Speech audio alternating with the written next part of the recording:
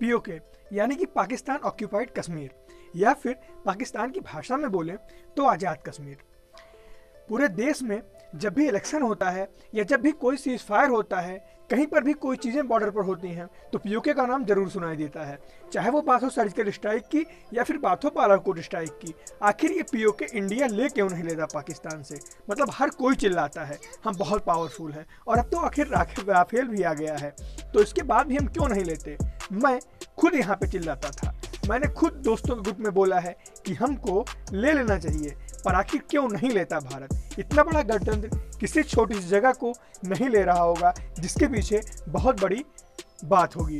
नमस्कार, मेरा नाम है रजत द्विवेदी, आप देखना शुरू कर चुके हैं दी एडोरेबल फैक्ट, और आइए इस वीडियो में जानते हैं कि आखिर भारत क्यों पीओके को नहीं ले रहा है और क्यों पीओके को लेने से हमें क्या क्या परेशानियां झेलनी पड़ जाएंगी। और इस वीडियो में आगे बढ़ने से पहले अगर आप अभी नए हो या फिर अभी तक आपने सब्सक्राइब नहीं किया है तो सब्सक्राइब कर लीजिएगा और बेल नोटिफिकेशन को ऑन कर लीजिएगा कि मैं हमेशा ऐसे ही आता रहता हूँ।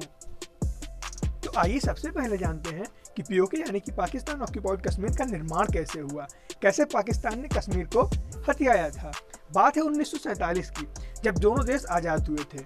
उस समय पर एक भारत था, एक पाकिस्तान था और एक ईस्ट पाकिस्तान यानी कि मौजूदा बांग्लादेश था। इसके अलावा कश्मीर तब किसी भी राज्य में नहीं था, वो एक इंडिपेंडेंट राज्य था जो कि राजा हरि सिंह जी के अंडर में आता था। उनके एम्पायर पर पाकिस्तान ने अटैक किया और रातों रात एक बार ही पाकिस्तान के सारे संगठन जो थे आज़ाद कश्मीर के नाम से और कई सारे संगठनों ने एक बार में अटैक कर दिया राजा हरि सिंह जी के ऊपर, और देखते देखते लगभग उनके एम्पायर को कब्जा कर लिया।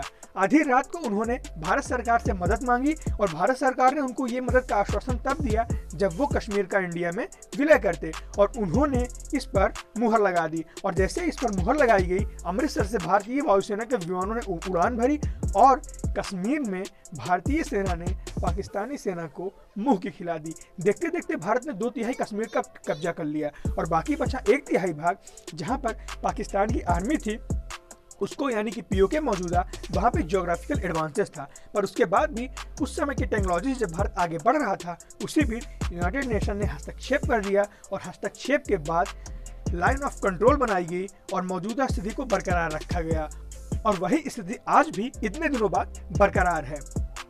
अब आइए जानते हैं कि अगर हम पीओके को ले लेंगे तो हमें किन किन तरह की समस्याओं से जूझना पड़ेगा। तो चलिए शुरू करते हैं। तो सबसे पहली समस्या जो सबसे पहली और सबसे बड़ी है वो ये है कि जब हम पाकिस्तान ऑक्यूपाइड कश्मीर को ले लेंगे तो उसके बाद हमारा जो बॉर्डर होगा वो डायरेक्ट अफगानिस्तान से जुड़ जाएगा, और अफगानिस्तान से बॉर्डर जुड़ने का मतलब है पूरी दुनिया का सबसे ज़्यादा आतंकवादी रूप से एक्टिव कंट्री उसे बोल सकते हैं, जहाँ पे ISIS, जहाँ पे तालिबान जैसे आतंकी संगठन हमेशा एक्टिव रहते हैं, जहाँ पर इतनी परेशानियां हैं कि अमेरिका ने अपनी फौज तक भेजी है वहाँ पे। इतने खतरनाक देश से हम अपनी बाउंड्री को साझा कर लेंगे। दूसरी बात करते हैं, अगर दूसरी बात पर आए तो पाकिस्तान को वहाँ पे ज्योग्राफिकल एडवांटेज काफ़ी ज़्यादा मिल रहा है। भारत की तरफ से जो एंट्रेंस है वो काफ़ी छोटा है पाकिस्तान के रेस्पेक्ट में, और भारत की तरफ से पीओके में इतनी बड़ी बड़ी पहाड़ियाँ हैं और वो पहाड़ियाँ हिमालय रेंज की हैं जो कि इंडिया के एंट्रेंस को काफ़ी ज़्यादा दुर्गम बनाती हैं, जिसके चलते अगर हम इसको हथिया भी लेते हैं तो हमें इन द फ्यूचर पाकिस्तान से हमेशा डिफेंस का थ्रेट रहेगा, और उसलिए वो थ्रेट्स काफ़ी ज़्यादा मैटर करने लगेंगे क्योंकि वो हमसे ज्योग्राफिकल कंडीशन में ज़्यादा रहेगा। जैसा कि सियाचिन में हुआ था, वो ऊपर थे और हम नीचे थे। इसके बाद कई सारी अटकलें ये भी लगाई जाती हैं कि भारत पीओके को नहीं ले सकता है, पर बात करें अगर इसकी याद दिलाएं तो 1984 ऑपरेशन राजीव और ऑपरेशन मेघदूत, इन दोनों की सफलता ने यह सिद्ध कर दिया कि जब भारत ने दुनिया के सबसे बड़े बैटलफील्ड, सबसे दुर्गम बैटलफील्ड सियाचिन, जहां की पेट्रोल को छोड़कर सारी चीजें जम जाती हैं, उसको पाकिस्तान से छीन लिया था। तो अगर हम उसको छीन सकते हैं तो हमारे लिए पीओके को लेना बड़ी बात नहीं होगी। आइए आगे बढ़ते हैं पीओके की समस्याओं के कारण। इन सबको ध्यान में रखते हुए अगर हम और आगे बढ़ें तो पीओके में कई सारे आतंकी ट्रेनिंग कैंप और लॉन्च पैड्स अब हो गए हैं। तो ऐसी स्थिति में अगर हम पीओके को अपने इंडिया में शामिल कर लेते हैं तो इसके चलते वो सारे लॉन्च पैड, वो सारे ट्रेनिंग सेंटर हमारी सीमा के अंदर आने लगेंगे जो कि अभी हमारी सीमा के बाहर हैं, जिसके चलते जो चीज़ें कश्मीर केवल झेल रहा है वो पूरे देश को झेलना पड़ सकता है। ये भी काफ़ी बड़ी चीज़ है। इसके अलावा पीओके के जो रेसिडेंशियल पीपल्स हैं वो इतने ज़्यादा इस्लाम के नाम पर और अपनी कंट्री के नाम पर एक तरीके से पैट्रियटिज्म कहें या फिर ये कहें कि उनका ब्रेन वॉश इंडिया के खिलाफ करा दिया गया है कि वो भूखे मर जाएंगे लेकिन इंडिया का सपोर्ट नहीं करेंगे। तो इसके चलते अगर ऐसे लोग इंडिया में शामिल होते हैं, ऐसे पीपल यहाँ के नॉर्मल लोगों से मिलते हैं, तो इसके चलते देश की अखंडता तो खतरा होगा। तो इस वजह से भी पीओके को लेना खतरे से खाली नहीं है। अब आइए बात करते हैं उस रिसोर्सेज को वहाँ लगाना कितना सही होगा।